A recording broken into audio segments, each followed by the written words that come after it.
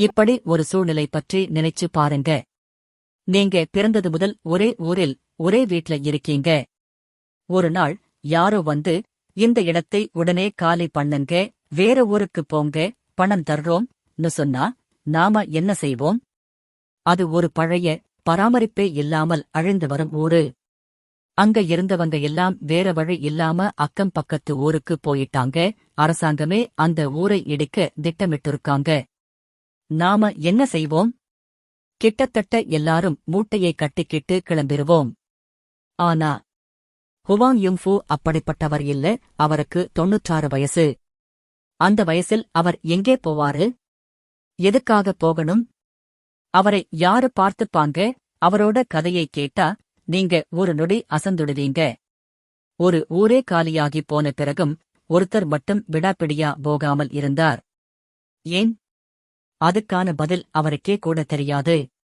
அவரோட ஊரு ஒரு காலத்துல இராணுவ வீரர்களுக்காக தற்காலிகமாக உருவாக்கப்பட்ட குடியிருப்பு. 10-20 வருஷம் ஆனதுக்கப்புறம் வேலை, வசதி, அடுத்த கட்ட வாழ்க்கைன்னு எல்லோரும் நகரத்துக்கு போயிட்டாங்க. ஒரு கட்டத்தில் அந்த ஊர்ல இருக்கிற கடைசி மனிதரா ஹுவாங் யுங்ஃபு ஆயிட்டாரு. நீங்க நினைச்சு பாருங்க. அந்த ஊரு கடற்கரையிலே தன்னந்தனியா நிற்கிற மாதிரி. ஒரு ஊரே காலியாகிடுச்சு. யாரும் இல்ல. ஒரு காக்கா சத்தம் கூட இல்ல.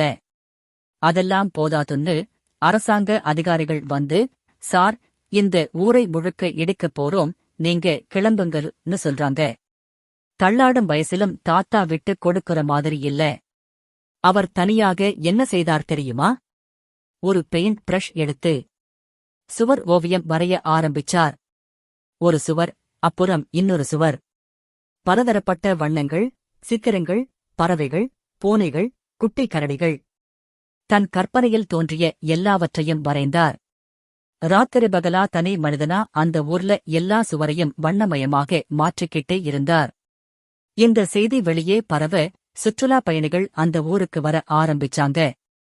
புகைப்படம் எடுத்தாங்க. சோஷியல் மீடியாவில் அவங்க போட்ட பதிவுகள் வைரலானது. 96 வயசு தாத்தா ஒரு அழியப் போகும் ஊரை உலகம் முழுக்க பிரபலமாக்க ஆரம்பிச்சார். அடுத்த சில நாட்களில் அந்த ஊர் அதிகளவில் சுற்றுலா பயணிகள் வரும் இடமா மாறிடுச்சு. இப்படி இருக்கிறப்போ அரசாங்கம் அந்த ஊரை இடிக்க அடுத்த கட்ட வேலையை ஆரம்பிக்குது. ஆனா மக்கள் தாத்தாவுக்கு ஆதரவா திரண்டு வர்றாங்க. ஆர்ப்பாட்டம், மனுக்கள், போராட்டங்கள் நடக்குது. இந்த ஊரை இடிக்க முடியாது. இது வானவில் கிராமம்.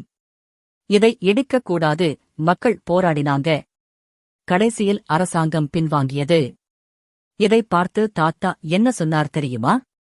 நான் பிரபலமா ஆகணும்னு இதெல்லாம் வரையல. எனக்கு இங்க நிறமில்லாத உலகம் வேணாம்னு தோணிச்சு. அதான் என்னைச் சுற்றி உள்ள இடத்தில் வரைய ஆரம்பிச்சேன். எனக்கு 96 வயசு. பிரபலம் ஆகணும்னு நான் யோசிச்சதே இல்ல.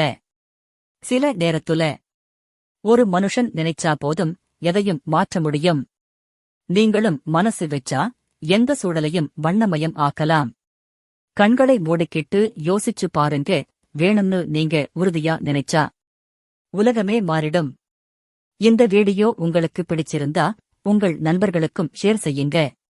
சில நேரங்களில் சில மனிதர்கள் சேனலை மறக்காம சப்ஸ்கிரைப் செய்யுங்க. அடுத்த சுவாரஸ்யமான கதையோடு திரும்பவும் சந்திக்கலாம். அதுவரை காத்திருங்க. நன்றி. வணக்கம்.